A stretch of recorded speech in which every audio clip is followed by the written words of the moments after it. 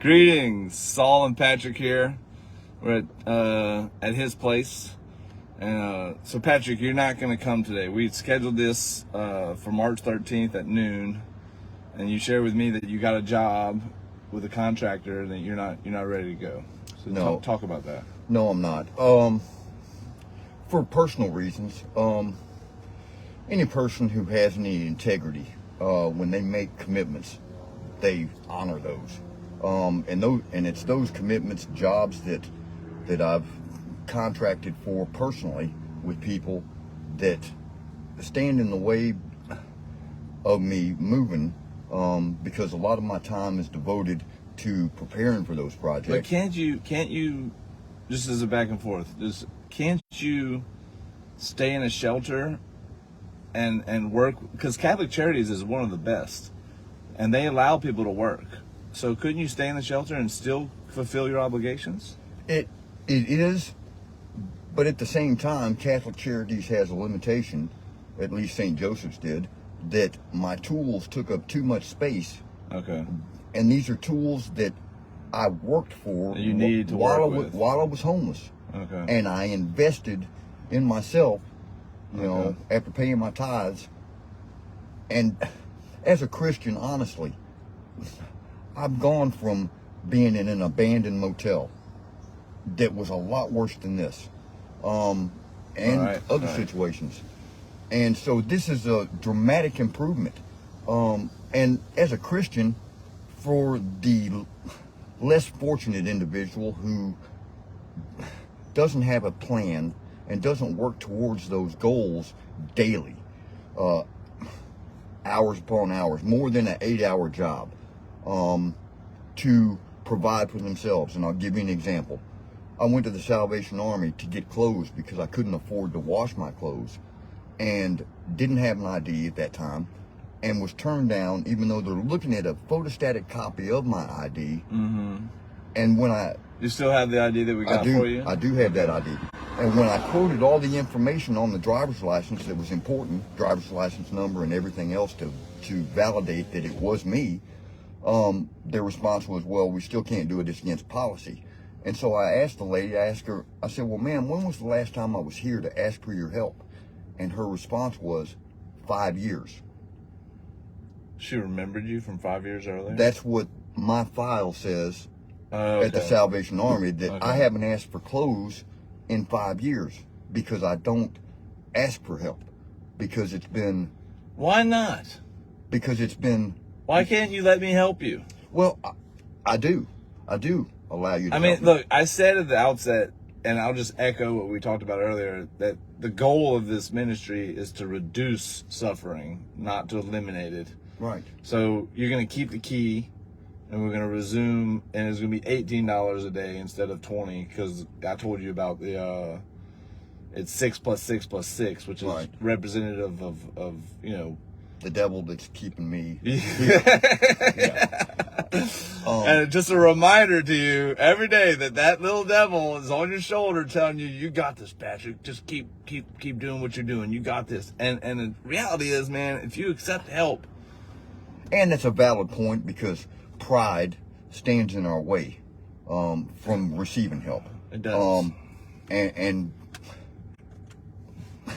But on the opposite end, you have to understand that the people that you see on the street, such as me, and don't get me wrong, I'm one of the few people on the street who can show a body of work, an investment in tools to get back to my craft, which was taken away from me by a driver, you know, turning into me on a bicycle. Yeah. Do you think that God, though, allows those things to happen, those sufferings that seem random, like, you know, the person that stole the tools, or the falling off the ladder and breaking the scapula that you broke? Mm-hmm. They seem random, but do you think maybe God is allowing that suffering to get you to the point where you'll receive help, where you'll say, I need help? Well, do you think that's what God's doing? Look at what God did in the Bible with Job. Yeah. You know, he Exactly. he removed his protection.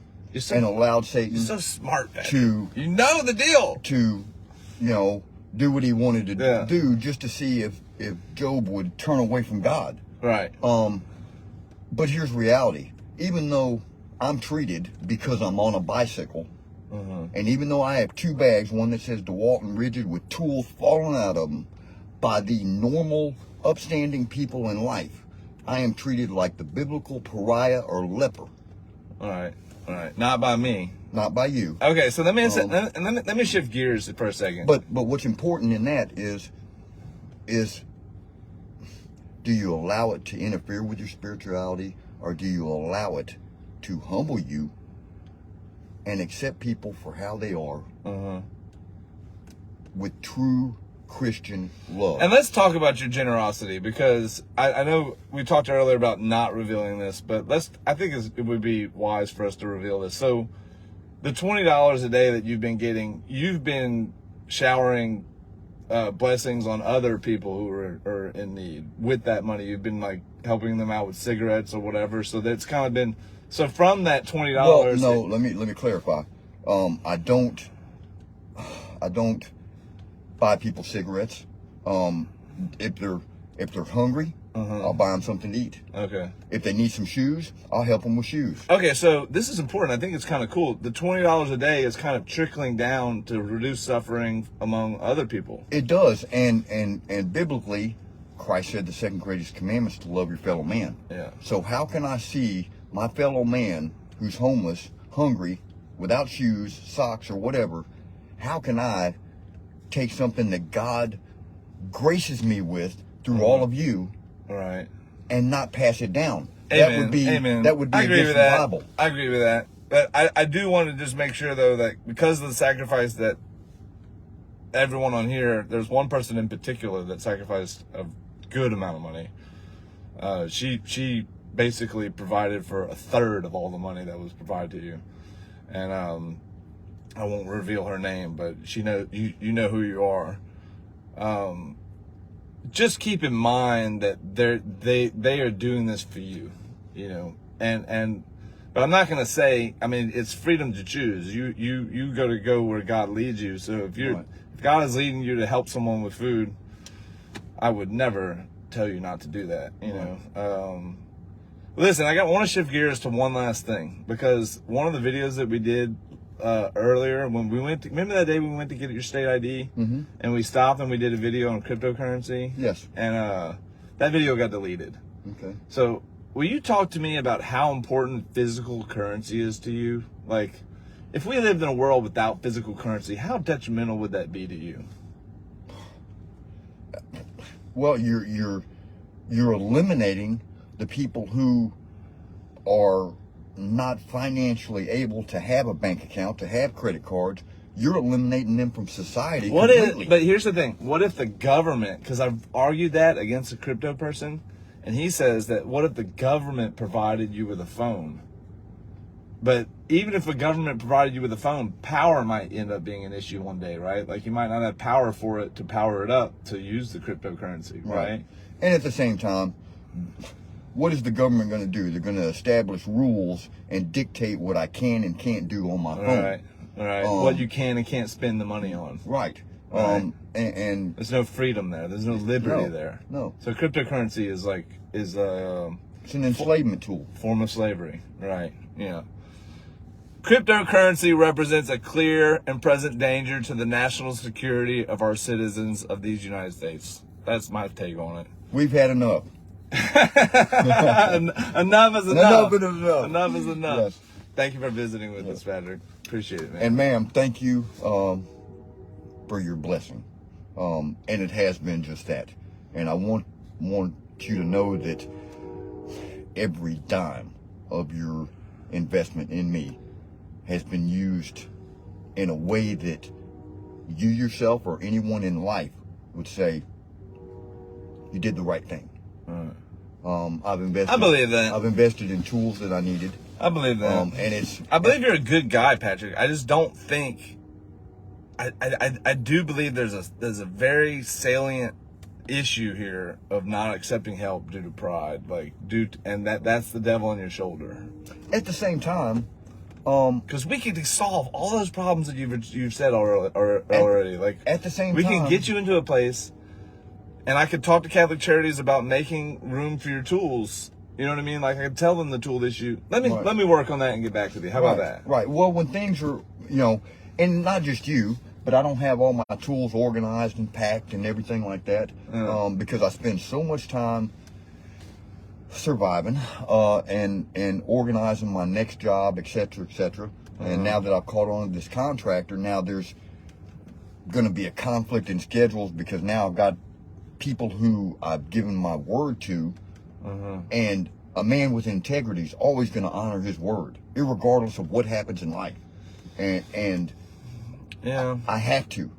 And if there's pride involved, yeah, there is. Yeah, there's a lot to be said for a man who can be spit on like a bug by everyone in life when I've had the 4-bedroom brick home and the $60,000 job and the sports cars in the driveway and wearing a suit and a tie, not working construction, in church 3 times a week, wife, daughter, etc., etc., etc. All right.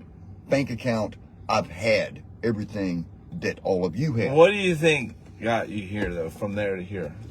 What got me from there to here was I was born addicted to painkillers from my biological mother and father. And I was working for Brown and Root back in 1995, making $23.85 an hour. Now, that's a lot. I want you to roll... In 1983, it's a lot of money. I want you to roll back and research the average wage of a construction hand during that period. And you're going to find how far above scale I was. Even at that time, I had 2 trade school degrees and had almost 3.5 years of college. I don't doubt your willingness to work. I don't doubt that. But a doctor put me on painkillers, and from tablet number 1, I was hooked like a 30-year junkie. Yeah, but how long have you been sober? Let me ask that, because you've already solved that. According to you, you've got sober, and you've not been on pills for 11 years. 11 years sober. Why are you still here? Hey, an accident can happen to anyone. When I flipped off that ladder on Clinton Street, I remember that, and lost truck, trailer, tools, etc. All right. And as a construction hand, didn't have insurance to get everything do you think God is allowing all of that suffering to get you to the point of admitting you need to take more suggestions? I believe this personally, that God gives us free choice to either choose him or not choose him. Your actions prove what you do. All right. How you treat people.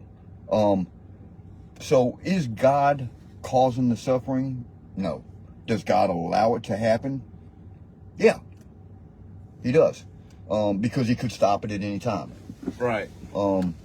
God knew in the very instant of Lucifer's creation what Lucifer was going to do. Yeah. And that was before he ascended to be the highest of the high. Before Satan did, you mean? Before Satan ascended to be the highest of the highest of angels. Yeah. He knew what he was going to do. Yeah. Right. He created him. And he allowed it. Yeah. Because it's all according to God. It's all according to God's plan. Yeah. Yeah. It is an interesting perspective that Satan is Lord of the world, Here's the thing. If Satan is Lord of the world, are we in hell? Isn't Satan in hell? No. Okay, then where is hell? Something to consider, something to think about. Okay, let's sign off. May the Lord bless you and keep you and shine his face upon you. And may God bless the United States post offices because they've reduced suffering. We're not going to eliminate it, but we're going to keep reducing it. And we got your state ID. We need to switch the address on that state ID. Remember that? We need to switch it to my address. Right. And then we'll just keep going. Yeah. All right. Love you, dude. Yeah. Thanks, man. Yep. Bye. Bye-bye.